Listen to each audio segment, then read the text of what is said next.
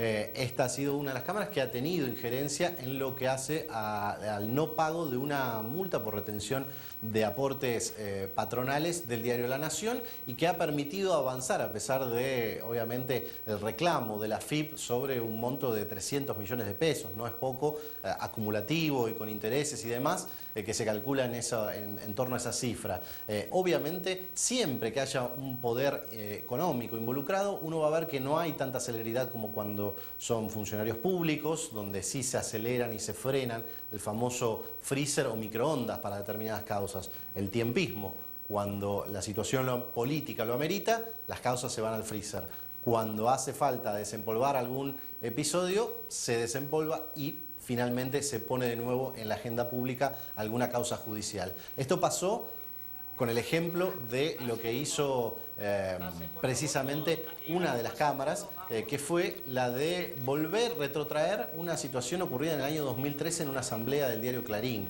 Allí volvió a traer una vieja causa que era por insultos o alterar el orden de una reunión lícita, que era una asamblea donde se presentaron Axel Kicillof, Guillermo Moreno, entonces secretario de Comercio,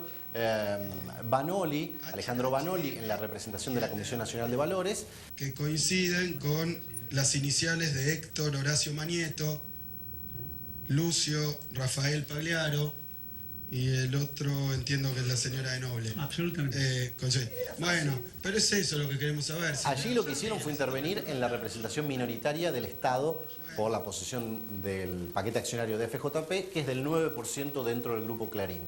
Bueno, las autoridades del Grupo Clarín contradenunciaron a los funcionarios y esa causa quedó planchada. En realidad no planchada. Tres fiscales no alineados, podríamos decir, con nada que tenga que ver con el gobierno, dictaminaron que no había delito para investigar.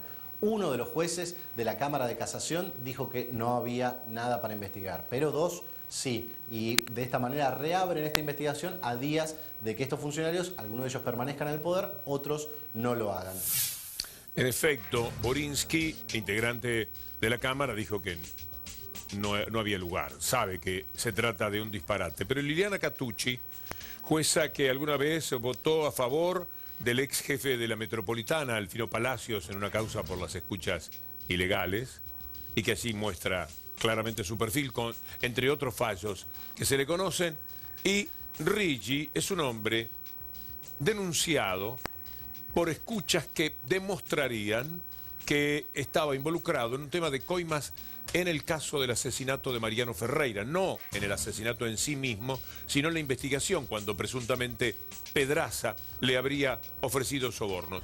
Entonces, tiene una denuncia en el Consejo de la Magistratura, al que otro juez, otra Cámara, intenta hacer saltar por los aires, por supuesto, con la anuencia y con la venia y con el impulso de Ricardo Lorenzetti.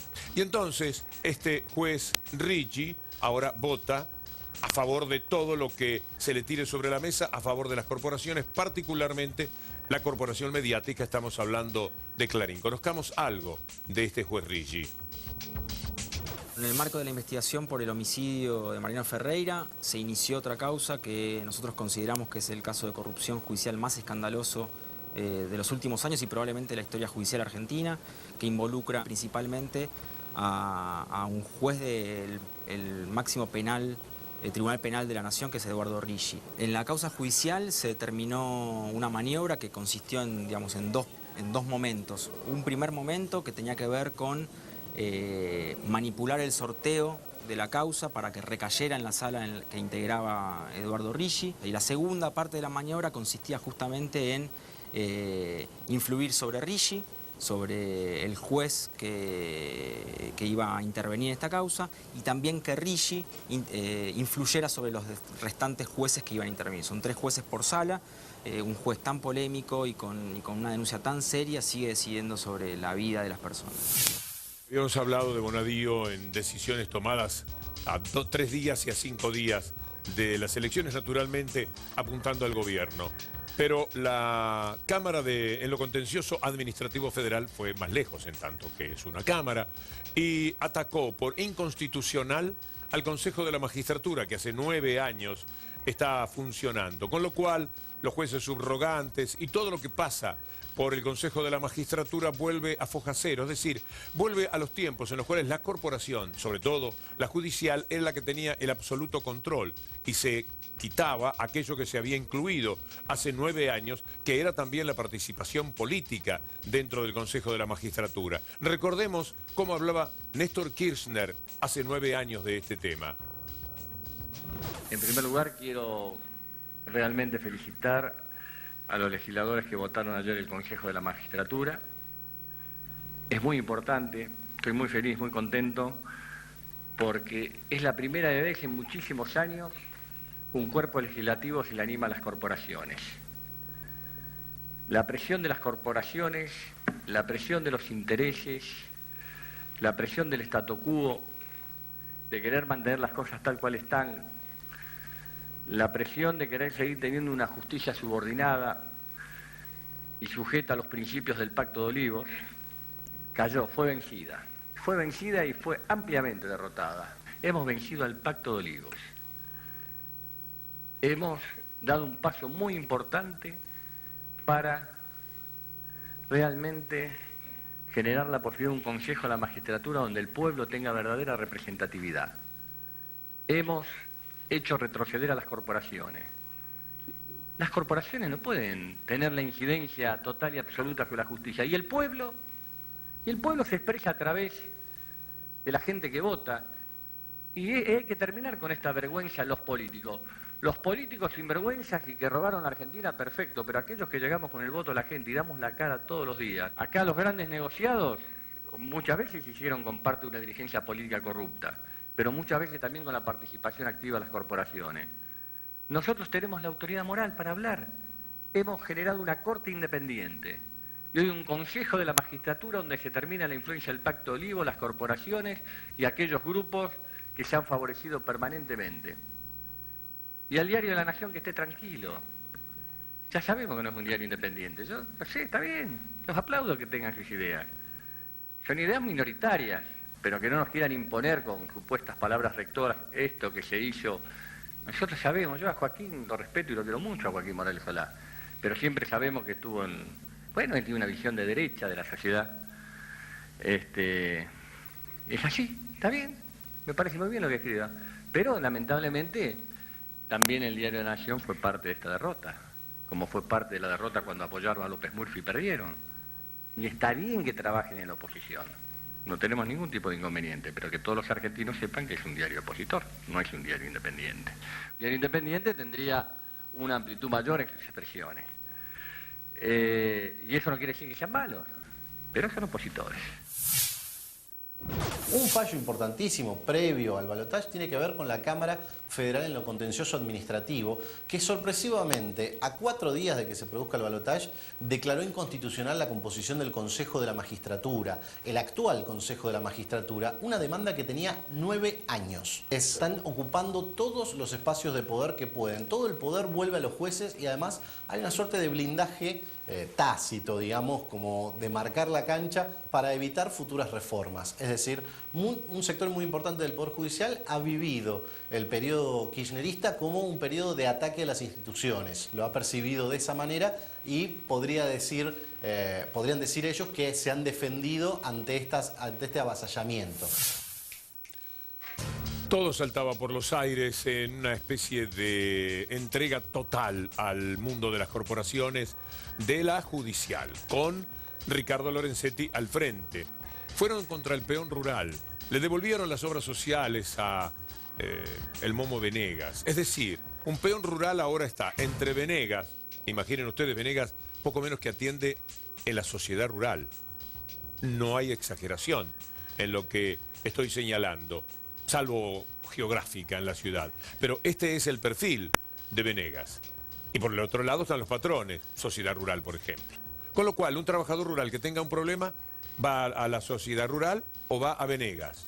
Y no tiene manera de hacerlo por su cuenta a través del Renatea, que estaba justamente para vigilar que no se cometieran aquellos excesos contra los cuales Venegas nunca había hecho absolutamente nada. En este caso recurrimos al periodista mejor informado que hay sobre los temas vinculados al campo, que es Sebastián Premisi. Jerónimo El Momo Venegas actualmente es aliado político de Mauricio Macri. En la plataforma política de Cambiemos, Macri le había prometido a Venegas recuperar el RENATRE. ¿Qué era el RENATRE? Era el registro que manejaba el Momo Venegas con la Sociedad Rural, CRA, Federación Agraria y Coninagro. Estaba encargada de la fiscalización de los peones rurales y la realidad es que se encargaba de tercerizar la fiscalización. En 2010 y 2011 el Momo Venegas tenía un contrato con la empresa Agregar Sociedad Anónima para la fiscalización de peones rurales por 10 millones de pesos. La realidad es que la empresa Agregar no fiscalizaba. Hay un dato clave que surge de un informe de la CIGEN, donde del total de multas en todos los años que el Momo Venegas estuvo en el registro, solamente el 10% habían sido cobradas a los patrones rurales. Producto de las investigaciones periodísticas realizadas aquí desde el diario, muchos peones te cuentan la connivencia que existía entre el Momo Venegas y los patrones de estancia, los empresarios. Y eso se ve reflejado en la actividad que realizaba el Momo desde el RENATRE, básicamente con la no fiscalización, el no control del trabajo infantil, del trabajo esclavo, ni siquiera de la precarización laboral en los campos. Mauricio Macri le prometió al Momo Venegas desde el Vamos la recuperación del RENATRE y ni siquiera tuvo que asumir Mauricio Macri para que esto ocurriese, ya que Ricardo Lorenzetti, el titular de la Corte Suprema, le allanó el camino. Básicamente desempolvó un expediente que tenía 3 años de vigencia y le aceptó el pedido de inconstitucionalidad de la creación del RENATEA, que es el registro que maneja el Estado. Lo que hizo Lorenzetti fue decir que aceptaba los planteos de inconstitucionalidad que había recibido en un fallo de primera instancia e instaba a una segunda instancia, la Cámara Laboral en la Ciudad de Buenos Aires, a que realizara un nuevo fallo siguiendo los nuevos criterios fijados por la Corte Suprema, por lo cual básicamente le allanó el camino al Momo Venegas para que el RENATEA sea declarado inconstitucional y él quedase nuevamente al mando de este organismo. No hay nada más irregular hoy día que el funcionamiento de la propia Corte Suprema de Justicia. Fait yéndose el 10 de diciembre y Lorenzetti apurando todo para poder conseguir el voto de Fait con causas que perfectamente podían esperar. Una de ellas, que vamos a ver ahora, tiene que ver con la ANSES, había esperado muchos años y ahora, en un intento posiblemente ya también de ir marcándole algún terreno a Macri, aunque tengan la misma pertenencia mediática, social y lo que se quiera. Pero es una lucha de poderes y Lorenzetti está cebado y siente que es un hombre con un extraño poder mientras se lo esté confiriendo, por supuesto, Héctor Manieto desde el Grupo Clarín, que se lo quita y se lo da en el momento que quiere, y él lo sabe perfectamente.